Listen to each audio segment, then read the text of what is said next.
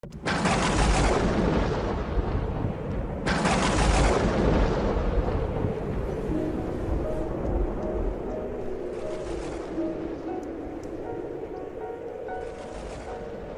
ce temps-là, Jésus disait à ses disciples, imaginez que l'un de vous ait un ami et aille le trouver au milieu de la nuit pour lui demander, mon ami, prête-moi 3 pains, car un de mes amis est arrivé de voyage chez moi et je n'ai rien à lui offrir.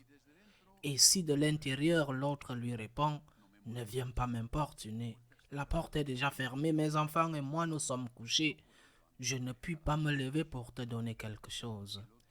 Eh bien, je vous le dis, même s'il ne se lève pas pour donner par amitié, il se lèvera à cause du sans-gêne de cet ami et il lui donnera tout ce qu'il lui faut. Moi, je vous dis, demandez, on vous donnera. Cherchez, vous trouverez. Frappez, on vous ouvrira. En effet, quiconque demande reçoit, qui cherche trouve, à qui frappe on ouvrira. Quel père parmi vous, quand son fils lui demande un poisson, lui donnera un serpent au lieu du poisson? Ou lui donnera un scorpion quand il demande un œuf? Si donc vous qui êtes mauvais, vous savez donner de bonnes choses à vos enfants, combien plus le Père du ciel donnera-t-il l'Esprit Saint à ceux qui le lui demandent?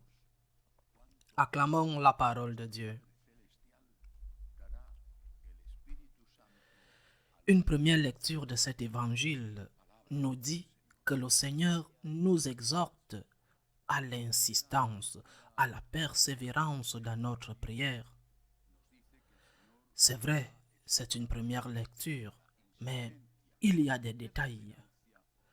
D'abord, dans les deux exemples qu'il donne, d'abord l'ami et ensuite le père, il parle d'une relation d'amitié, une relation d'amour. La relation des amis n'est pas la même que celle du père et du fils, mais c'est une relation d'amour, bien qu'elle soit différente. Quand nous demandons à Dieu, avons-nous une relation d'amitié, de filiation avec lui? Est-ce une relation d'amour? C'est la première chose. Ou en d'autres termes, sommes-nous dans la grâce de Dieu? Nous aimons le Seigneur, même si nous l'aimons beaucoup moins qu'il ne le mérite, parce que nous sommes très pécheurs. Mais voulons-nous vraiment l'aimer? Sommes-nous dans la grâce de Dieu? Si tu es en mauvaise posture avec quelqu'un, si tu l'as offensé, maltraité, volé, insulté, ou quelqu'un de sa famille, il ne te vient pas à l'esprit d'aller lui demander une faveur. La première chose que tu ferais serait de lui demander pardon, de te réconcilier et ensuite de lui demander la faveur au cas où il ne verrait pas que se repentir est un pur intérêt. Mais la première chose serait de te réconcilier avec lui. Comment puis-je aller demander une faveur à quelqu'un que je viens de blesser? Comment vais-je demander la médiation de la Vierge d'un saint pour faire le mal? Ou quand je viens de faire le mal, quand je suis en train de faire le mal, ça n'a pas de sens. C'est pourquoi, d'abord, avant l'insistance, d'abord, il y a une bonne relation avec Dieu. Pourquoi le Seigneur écoute-t-il la Sainte Vierge et les saints? Pourquoi le Seigneur les écoute-t-il et ils sont médiateurs devant le Christ, grand médiateur? Pourquoi les écoute-t-il? Pourquoi les saints obtiennent-ils des miracles de Dieu? Parce qu'ils sont en bonne relation avec lui, parce qu'ils sont en une relation d'amitié avec lui. Pourquoi les saints obtiennent-ils des miracles de Dieu? Parce qu'ils sont saints, parce qu'ils sont en bonne relation avec lui.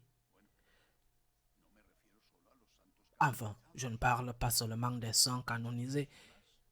Il y a beaucoup de gens qui, justement parce qu'ils sont saints, même s'ils sont vivants et n'ont pas été déclarés saints, il y a beaucoup de gens dont la prière est énormément efficace, même s'ils sont encore vivants.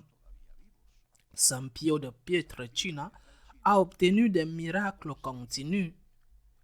Il les a obtenus de Dieu. C'est Dieu qui fait les miracles, mais il les a obtenus. C'est-à-dire que Saint Pio de Pietrelcina était saint avant de mourir. Et après, ce que l'Église a fait, c'est de reconnaître qu'il était saint. Il aurait pu tout gâcher au dernier moment de sa vie et devenir un pécheur et mourir dans le péché, bien sûr.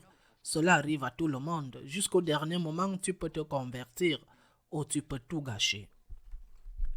Mais le saint, celui qui est dans la grâce, celui qui est dans une bonne relation avec Dieu, est celui qui est écouté par Dieu. Plus tu es saint, plus tu as la capacité de demander de l'aide à Dieu. C'est pourquoi, est-ce que tu veux demander quelque chose? Eh bien, insiste humblement, mais assure-toi que tu es en bonne relation avec Dieu, que tu es en grâce.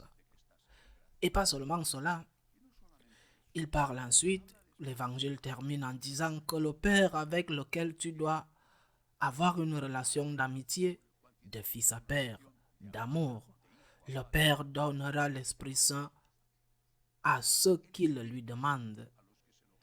Il ne dit pas qu'il donnera des millions ou la santé ou toute autre chose matérielle. Bien qu'il ait donné des exemples de choses matérielles, quel père, si son fils demande un poisson, lui donnera un scorpion ou un serpent? Mais après, il a donné ces exemples pour que nous comprenions, mais ensuite il en vient à la chose importante, la sainteté, l'esprit sanctificateur. Nous devons être dans une bonne relation avec Dieu, dans la grâce. Nous devons être capables d'insister encore et encore et encore, avec humilité, pour demander quoi?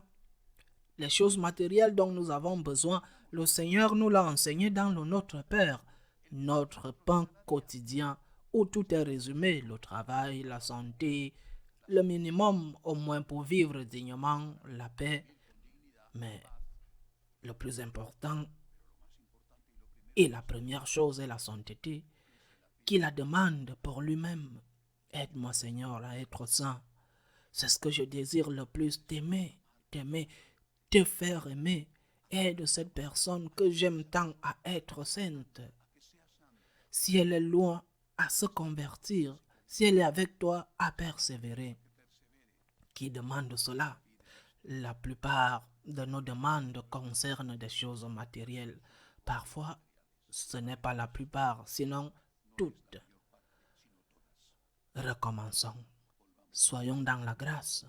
Demandons avec insistance et humilité et demandons en premier lieu, pas seulement, mais en premier lieu, la chose la plus importante qui est la sainteté.